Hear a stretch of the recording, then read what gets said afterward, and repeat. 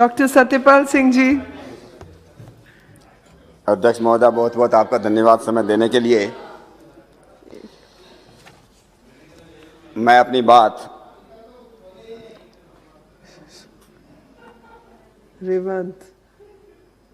अध्यक्ष महोदय, मैं अपनी बात एक वेद मंत्र से शुरू करना चाह रहा हूं।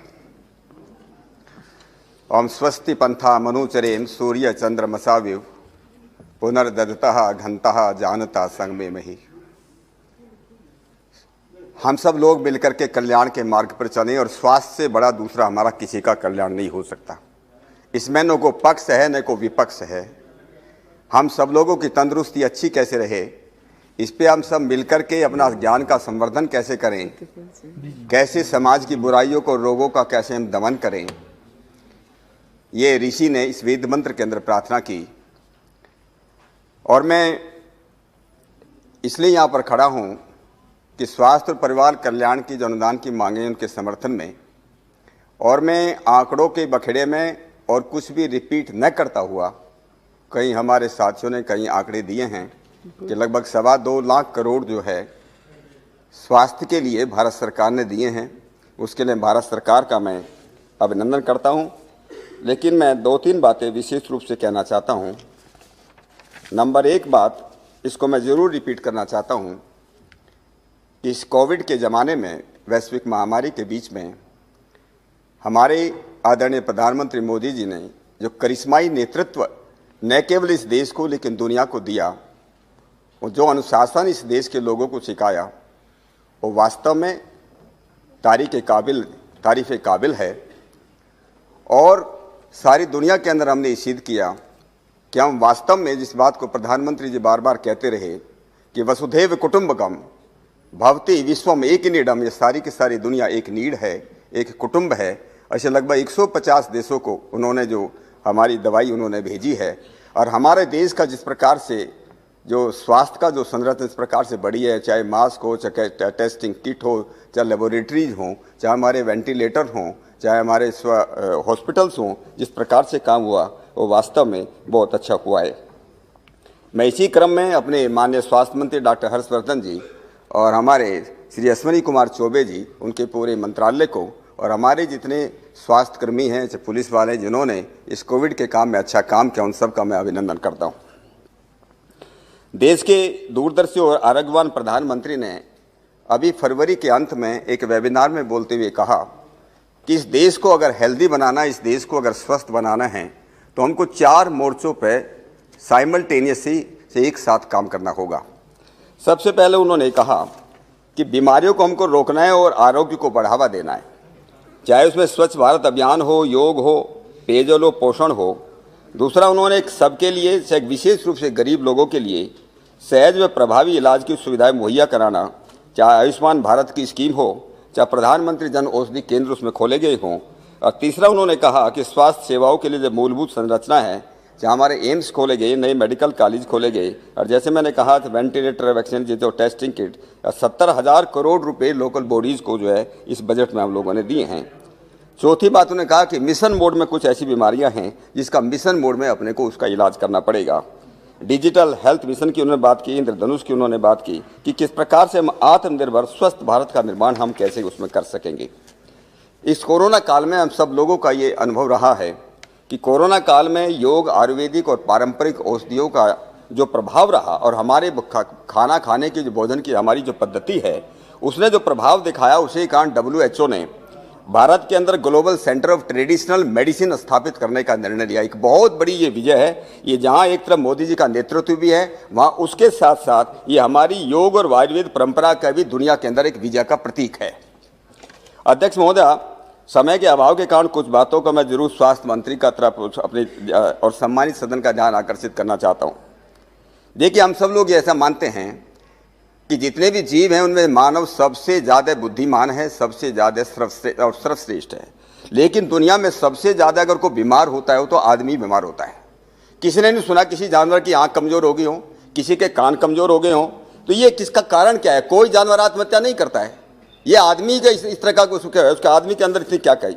हमारे ऋषियों ने कहा कि शरीर माध्यम खलु धर्म साधनम, धर्मार्थ काम मोक्षाणाम आरोग्यम मूलम उत्तमम। हम जो भी कुछ करना चाहते हैं उसका जो मूल है वो आरोग्य होना चाहिए।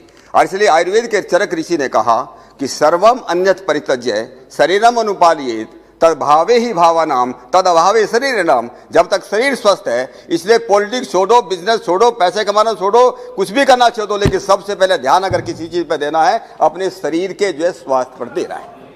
तो शरीर के स्वास्थ्य पर हम किस प्रकार से ध्यान दे सके, इसलिए हम लोग हमारे पुरखे कहते रहे एक तंदुरुस्ती हजार नियामत की हम लोग बात करते रहे। लेकिन ये देखने में आता है कि जैसे जैसे स्वास्थ्य की सेवाएं बढ़ रही हैं, मेडिकल कॉलेज बढ़ रहे हैं, मेडिकल ऑफिसर्स और डॉक्टर्स बढ़ रहे हैं, ऐसे बीमारियां भी बढ़ रही हैं। ये हम लोग इस बात को सब मानते हैं कि हमारे पुरखे जो है, हमारे दादा परदादा इतने बीमार नहीं होते जितने हम लोग बीमार होने लगे। इसके पीछे क्या कारण है, ये भी हमारे स्वास्थ्य मंत्रालय को उसका देखना चाहिए कि हमारा खाना पीना, हमारा आहार विहार किस प्रकार से जो है बदल गया। हम क्या बोलते हैं, गाय बैल जो हैं वो मर जाएंगे लेकिन मीट नहीं खाएंगे, शेर भूखा मर जाएगा लेकिन घास नहीं खाएगा, लेकिन आदमी जो मन करता है कुछ भी वो खा लेता है। प्राकृतिक चिकित्सा में एक कहावत है, नेचुरोपैथी में एक कहावत यह है कि बीमारी आती नहीं, हम उनको बुलाते हैं। बीमारी को हम बुलाते हैं अपने कर्मों से, अपने खाने पीने रहन सहन को उनको बुलाते हैं। कई वर्ष पहले मैं मॉरिशस गया था। मॉरिशस में एक 85 साल का एक बूढ़ा, मैं उसके पास गया, बता कि बड़ा है। मैंने उससे पूछा कि कभी आप बीमार हुए क्या? उसका नाम भरत मंगरू। कहा नहीं, मैं तो कभी बीमार ही नहीं हुआ। मैंने उससे पूछा इसका कारण क्या है? उसने कहा मैं 12 महीने सवेरे 4 बजे उठता हूँ। और उसने कहा एक बड़ा फार्मूला दिया, सवेरे की हवा सबकी दवा, सवेरे की हवा सबकी दवा। लेकिन धीरे धीरे कई बातों की तरह हम भूलते जा रहे। मैं स्वस्थ रहने का एक देसी फार्मूला बताना चाहता हूँ एक सम्मानित सदन को, और हमारे स्वास्थ्य मंत्री जी भी यहाँ पर बैठे, मैं बताना चाहता हूँ। पैर गरम, पेट नरम और सिर ठंडा। पैर गरम, पेट नरम और सिर ठंडा। आए बीमारी तो दिखाओ डंडा, आए बीमारी तो दिखाओ डंडा। पैर को गर्म रखने की जरूरत है, रोजाना एक्सरसाइज करने की जरूरत है, चाहे बच्चा हो चाहे बूढ़ा हो, किसी भी उम्र का हो। अपने लिए 10 मिनट 15 मिनट 20 मिनट अपने निकालो, लेकिन डेली व्यायाम, डेली एक्सरसाइज करना जरूरी है। नंबर 2, पेट नरम रहे, पेट रोजाना साफ ठीक से हो, इसलिए सुपाच्य भोजन करना जरूरी है। नंबर 3, टेंशन फ्री जीवन जो है बिताना, कि हम जो है सिर को हम ठंडा रखें तो बीमारी को हम दूर करें। एक और मैं बताना चाहता हूं कि जहां तक हो सके एलोपैथिक दवाई से जितना ज्यादा परहेज करेंगे उतना अच्छा है। मैं इसलिए बोलना चाहता हूं, डॉक्टर साहब बैठे हैं यहाँ पर, एक किताब आई अभी, उसमें एक अमेरिकन डॉक्टर ने लिखी है। किताब का नाम है डेथ बाय प्रेस्क्रिप्शन।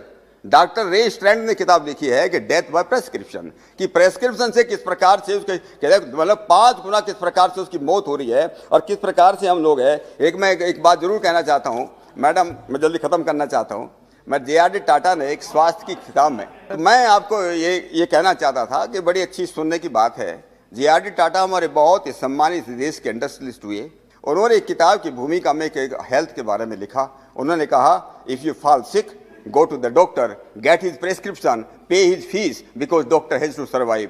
और डॉक्टर का प्रेस्क्रिप्शन लेकर के केमिस्ट की दुकान में जाओ और दवाई खरीदो और उसको पैसे दो, because the chemist has to survive. दवाई घर में लाकर रखो, but don't take it because you have to survive.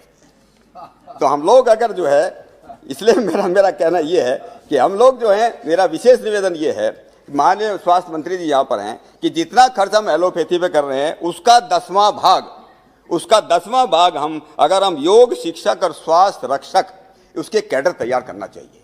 गांव में जाकर के स्कूल में बनाना चाहिए। आज हम योग पर हम जरूर जोर दे रहे हैं, उसके साथ स्वास्थ्य में बेसिक बातें हम उनको सिखाए जाने की जरूरत है। एक मैं जरूर निवेदन करूंगा, यज्ञ विज्ञान पर, जिसको हम यज्ञ कहते हैं, हवन कहते हैं, ये कोई धार्मिक प्रक्रिया नहीं है। ये उसको जो है प्रदूषण दूर करने के लिए पर्यावरण की शुद्धि का है। और इसके बारे में इतना ज्यादा आज जो है नैनो टेक्नोलॉजी का जमाना है। नैनो टेक्निक के बारे में, नैनो मेडिसिन का उसकी एफिकेसी के बारे में इतना बताया जाता है, वो लगभग 10 से 100 गुना ज़्यादा इफेक्टिव नैनो मेडिसिन हैं और उनका साइड इफेक्ट भी लगभग 100 से कम है। और नैनो मेडिसिन जिस प्रकार यज्ञ हम करते हैं, उनका जो दवाइयों का उसमें जो सामग्री डालते हैं उसको नैनो मेडिसिन से बनती है और उससे जो है बहुत सी बीमारियाँ, इस पर जो है एक रिसर्च करने की जरूरत है। एम्स ने अपने इंडिया लेवल पर, लेकिन भारत सरकार को यज्ञ विज्ञान के ऊपर रिसर्च करने की जरूरत है। इसी तरह मैं एक बताना चाहता हूं कि नाड़ी विज्ञान हमारे देश का इतना प्रसिद्ध विज्ञान था कि नाड़ी इतनी मशीन नहीं बता सकती कि आदमी की कौन सी बीमारी होने वाली, कौन सी बीमारी है। नाड़ी विज्ञान इतना ज्यादा प्रखर इस देश में चलता था, धीरे धीरे करके नाड़ी विज्ञान जो खत्म होता जा रहा है। मैं उस पर भी निवेदन करूंगा भारत सरकार से कि उसके ऊपर भी जो है रिसर्च हम करवा सकें।